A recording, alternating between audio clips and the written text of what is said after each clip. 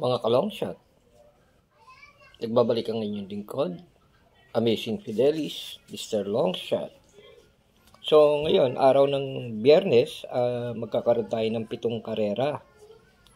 So medyo anong lineup natin na to? Kung tinignan ninyo, mukhang manipis. Pero hindi pa rin tayo nakakasiguro sa mga lumalamang dyan. So ngayon, ibibigay ko po sa inyo ang kinaugalian ko na pwede nating maswertehan sa ating pangangarera para sa araw ng Biyernes. So, 7 karera ito, at bago po ako magsimula, inaanyayahan ko po kayo na mag-message sa akin. Search nyo sa Facebook, Dagunan Fidelis. Makasali kayo sa aming Winner Take All Bakasan group chat, which is very legit, ano? At sa Metro Passbet tayo nagpapasok ng taya sa legal. So itong karerang to, as I've said, manipis pero hindi nakakasiguro. So mag-message na kayo. Total, nanonood na kayo. Pag sa ganun, malaman nyo paano makasali dahil syempre sa aming legit Winner Take All Bakasan, may mga long shots kami doon na maaaring hindi ko masabi dito. Dahil nakadepende yan sa aming gagawing bakasan budget. Okay, so Winner Take All, race 1.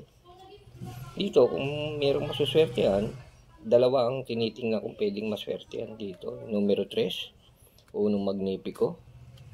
Sasakyan ni Onyok Garcia. No? Medyo mababa pala yung mga karera natin. 1-4 lahat, no? So, sa tingin ko, matibay si Unong Magnifico dyan. Kung ano, titingnan ko, baka maswertehan. At sabi ko nga sa inyo, walang magaling sa karera, kundi swertihan lang yan.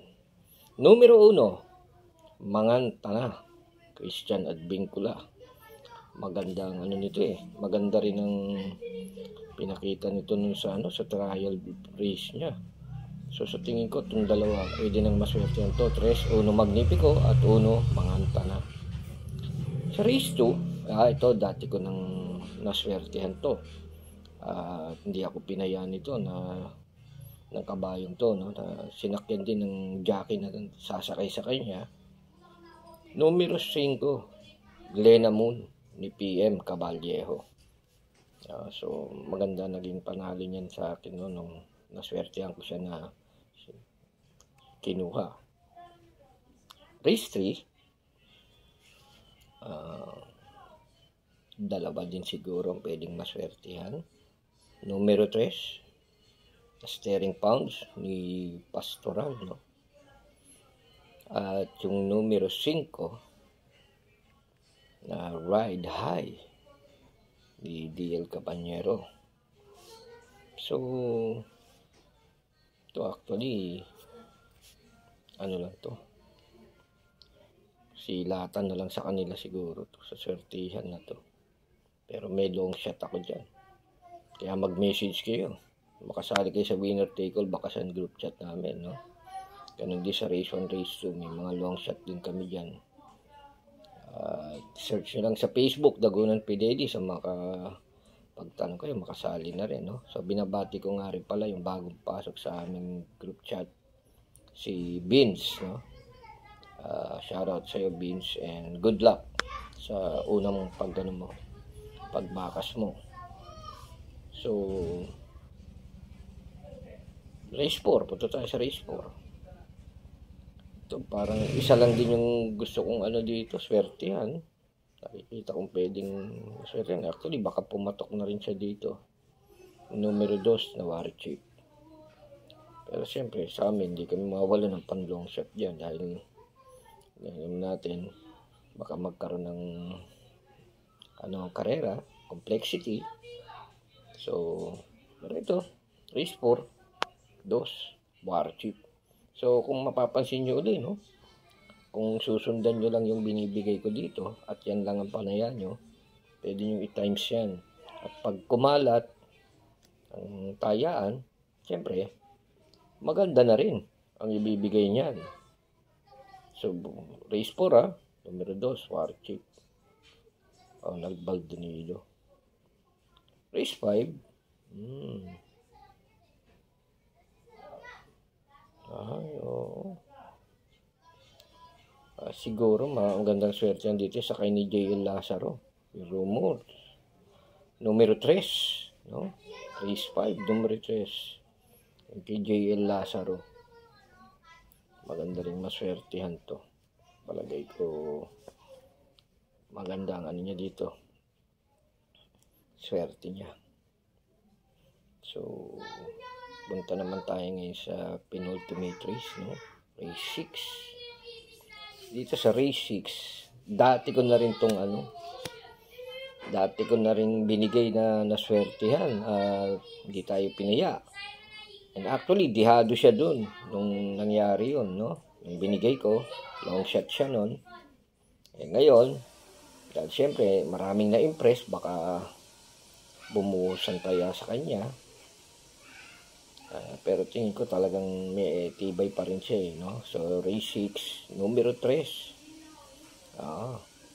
Spoiled Brat, J.D. Flores. Okay. So, race 1, dalawa. Race 2, isa. Race 3, dalawa. Race 4, isa. Race 5, isa. Race 6, isa. Okay. Tapuntahan natin tong last race. At alam nyo nga pala, no? Kapag ka po kayo naging member na sa aming Legit Winner Take All Bakasan group chat, bukod sa bakas ninyo, may kasama kayong pre-bet na pre-pick 5 at last forecast na long shot din. At yan ay ginagawa namin sa mga bumabaka, syempre. Para at least may inaasahan pa rin hanggang sa dulo pagtaya kung sakaling madiskaril man ang winner take all, diba? So race 7, ito kukunin ko ulit siya, although nung nakaraan hindi siya dinalaw, hindi pinalabas. Para sa akin nagkamali lang siguro ng tiyempo to nun. Actually nasa loob siya nun, naipit, pero ngayon maganda pwesto niya sa labas, yung numero 11 na Antonio de la Mugis, no? Mukhang magandang swertihan siya dito. At syempre, dito may pre-forecast kami dito yung last race sa mga babakas. Kaya mag-message sa kayo, Dagunan Fidelis, search nyo sa Facebook, at mag-usap tayo sa Messenger kung paano makasali. At sige, yung 11 na Antonio de la Mugis, meron akong long shot dito. And I hope mag-message sa kayo sa akin sa Facebook, Dagunan Fidelis, para makuha nyo rin yung pamorkas na ibibigay ko dito. Okay? So, abangan nyo rin, no? Yung sa shorts ko, dito sa aking YouTube channel. Minsan binibigay ko yan late hour na kung ano yung pwede nyo tayong forecast para sa araw ng Biyernes sa inyong pangangarera. Again, this is Amazing Fidelis, Mr. Longshot, inviting you all. Message now, like, share, and subscribe na rin itong video to para makatulong din tayo sa ibang karerista. Thank you and good day.